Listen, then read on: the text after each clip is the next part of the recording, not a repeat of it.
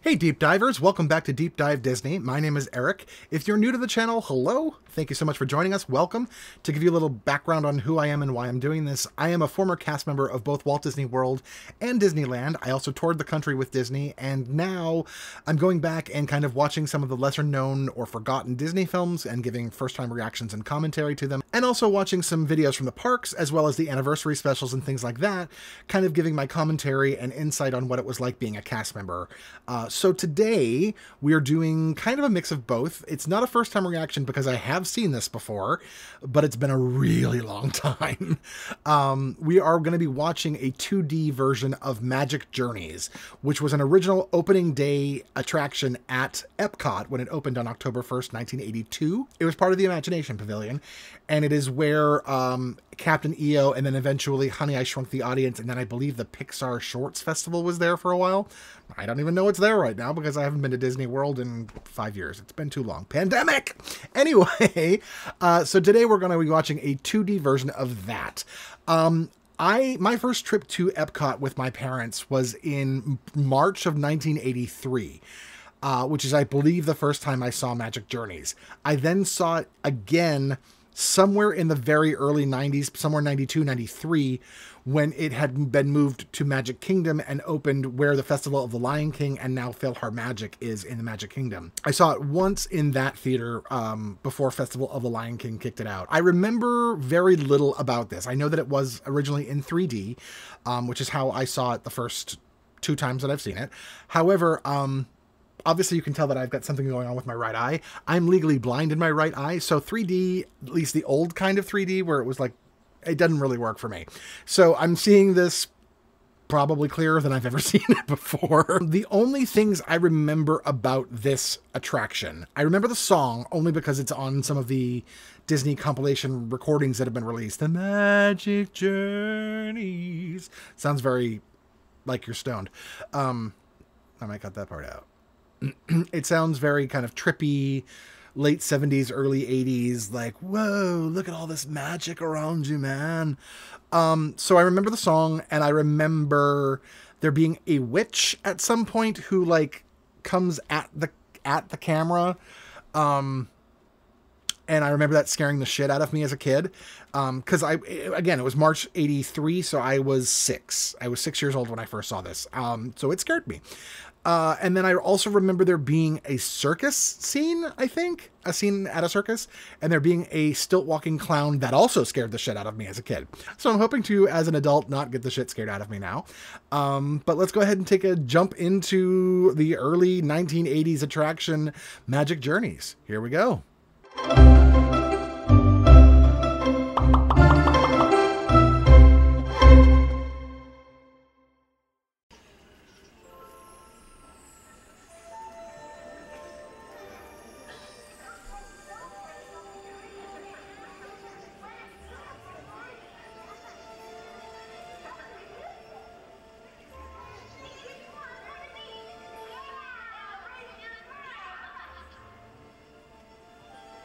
Kids are loud.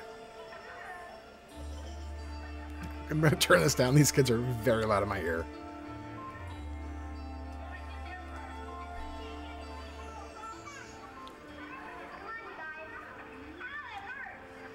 Ow, it hurts.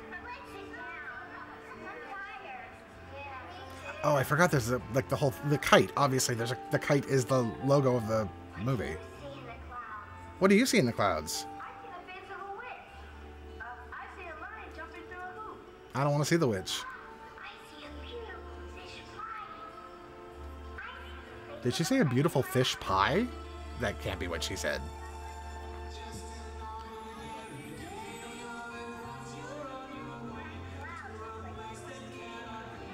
No one knows what holds the key. Oh, turns the key.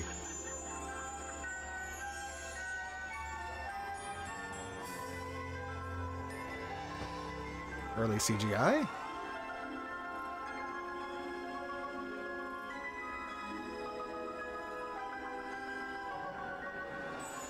This feels like Tron. Oh.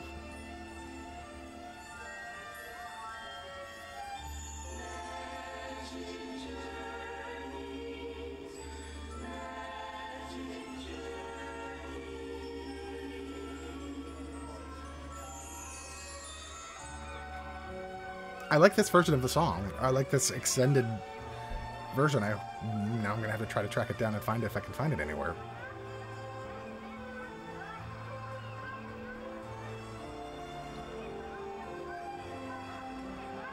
It's so silly that the logo is literally a kite, and I didn't remember the kite. Dumb.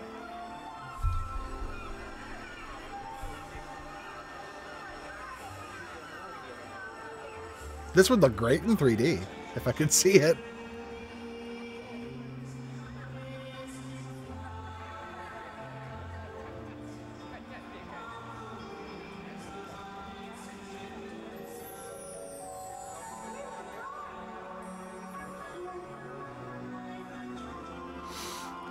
There's an element, I think it's left over from the 60s and especially Henson's work, like Jim Henson's work. There's a very kind of ethereal, trippy, hippie vibe to a lot of children's entertainment from the 70s and early 80s. And a lot of it featured a lot of really scary imagery. And I feel like kids today don't have to deal with that as much as we did. My generation, it was like, oh yeah, there's going to be this really fun movie, but there's going to be a really terrifying moment in the middle of it for not a whole lot of reason, but just to scare the hell out of you as a kid.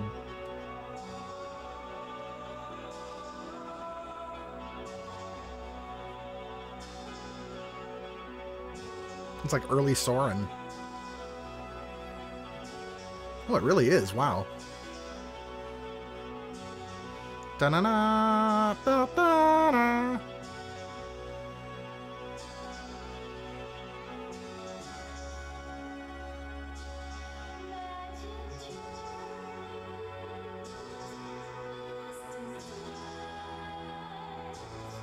I should say, I really don't remember enjoying this as a child or as a teenager, seeing it again. I never really cared for this attraction. Oh.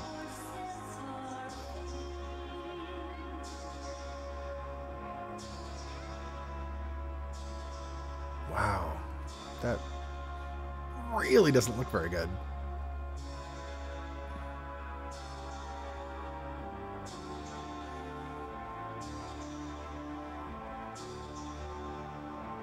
I wonder where this is. Is it like the salt flats? Maybe? Superman.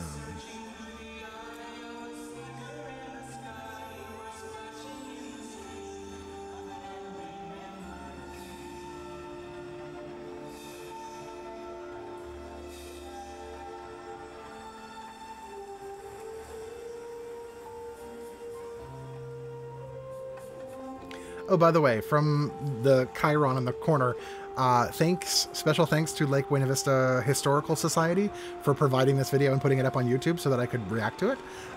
Go check out their stuff. They have a lot of really cool older Disney stuff that you may not have seen anywhere else. Where are the rest of the kids? Why does this kid get to horseback ride and fly?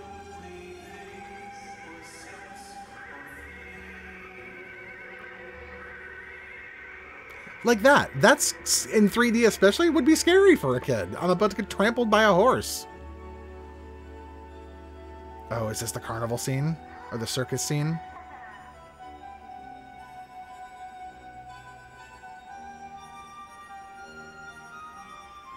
Oh. Oh, they're gonna... Oh, okay.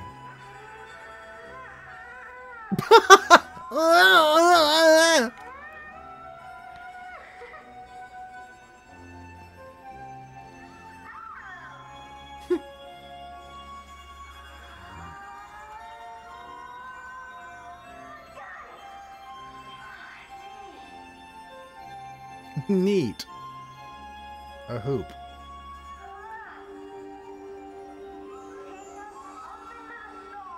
Oh. Oh.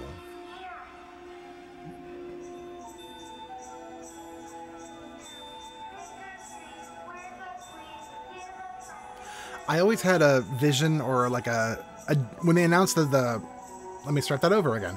I always had an idea for a Mary Poppins attraction where it was kind of the Jolly Holiday scene, and the front of the attraction would be rounded and look like a carousel. So you would actually board onto a riding horse on what looked like a carousel, and then it would jump off and veer into the attraction. And when they announced that they were getting into Mary Poppins attractions in EPCOT, I was really, oh, here comes the witch. Oh, I just pulled out my earphones.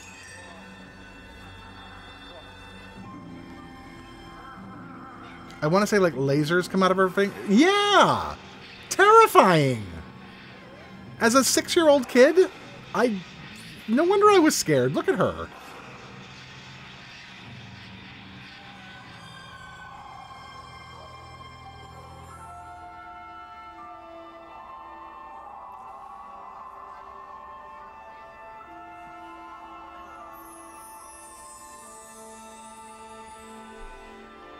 Oh, I don't like any of this.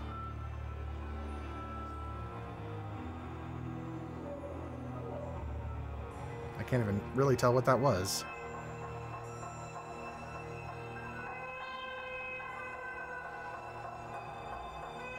Scary!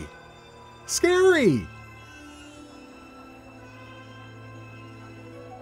Oh. Oh. I thought the actual footage moved, but it was whoever's filming this from the I was like, that was terrible. Oh.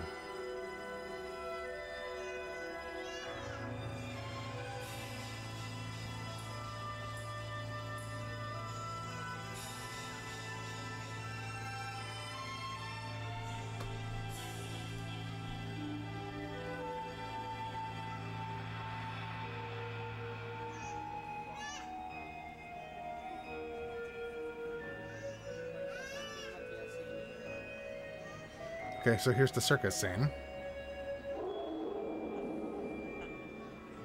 It's very dark. I do remember it being dark, which maybe just 3D needs to be dark to work better. I don't know. That doesn't make any sense. I don't know.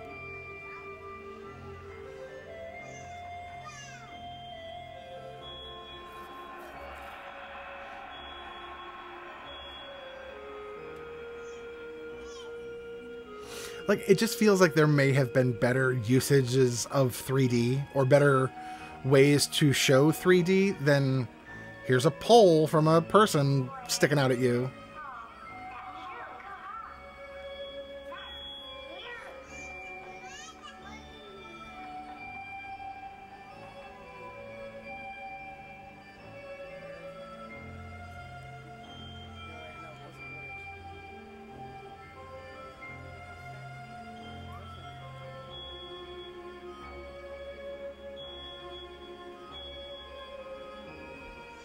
It was real dark. But I bet it's impressive if you can really see it clearly.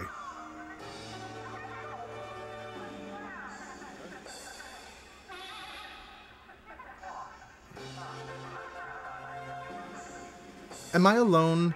I'm not scared of clowns. I just have never found them funny. Ever.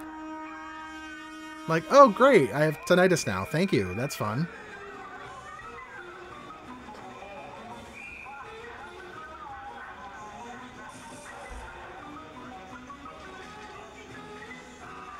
Good Lord.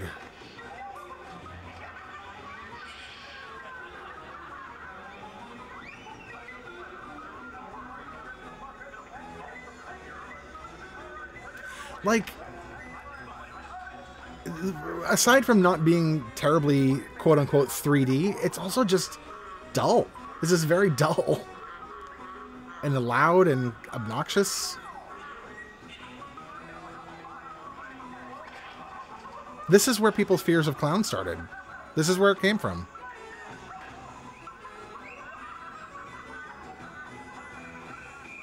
Oh boy. Oh, it got me. No one's ever laughed that much at a clown. Oh, this is the thing I remember. I remember this scaring me. Giant clown on stilts.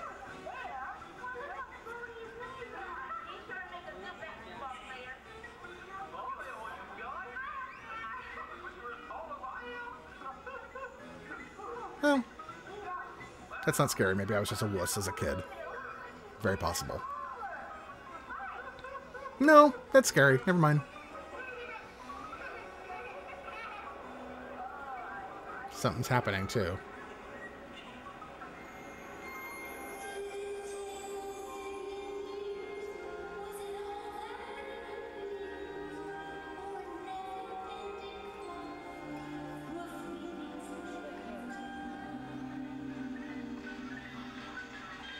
Those are some damn humongous stilts, too. Oh, oh. It's become St. Elsewhere. 3 of you got that reference, but you thought it was funny.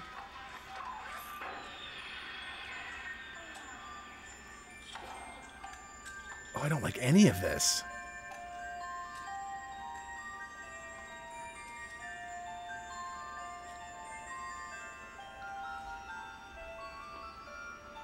It's like this kid is in a trance. Just... Oh, I put myself out of focus. Sorry.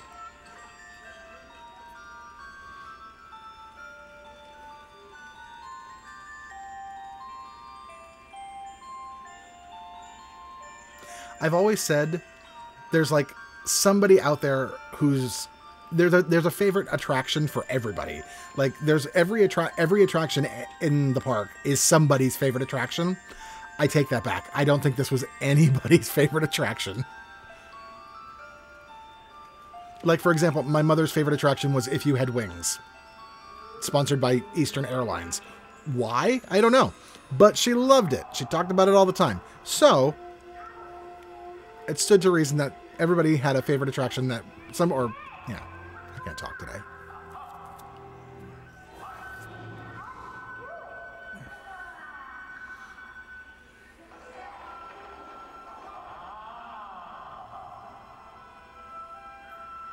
There was another thing about children's television of the 70s and early 80s.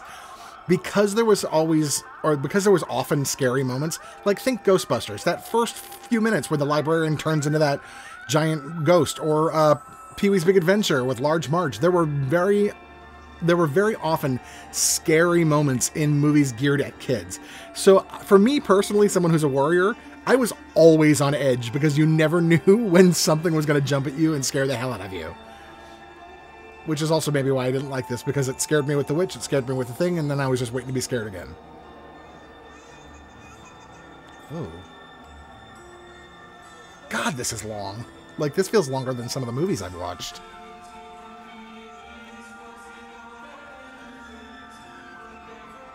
Is that the end? Oh, we're out. Hooray, we're out of his eye.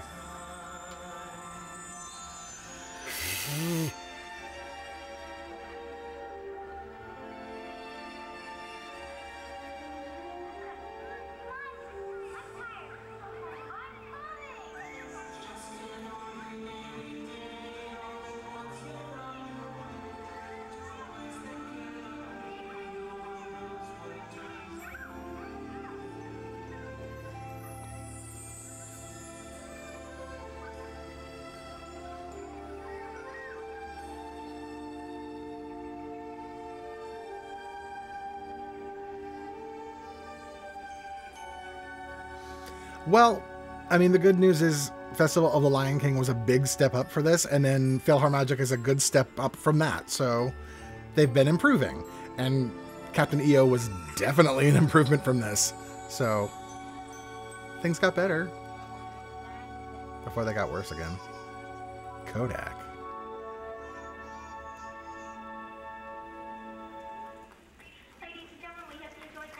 A smattering of applause. Everyone's like, all right, let's go back to Space Mountain. All right, well, that was Magic Journeys. I didn't like that. Was that obvious? It's just one of those things, like, I've never been a big movie guy in the parks.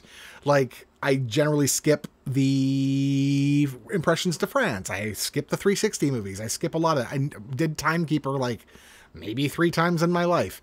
So the movie-based attractions or the film-based attractions, I generally am not a fan of. I like the rides. I like the attractions where you actually move and go somewhere and there's actual sets and things happening. That being said, I think this is probably one of the weaker 3D films that Disney ever put its name on.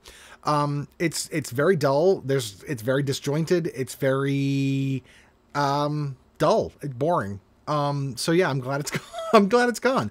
But I'm glad I got to revisit it again and remember why I didn't like it, I guess.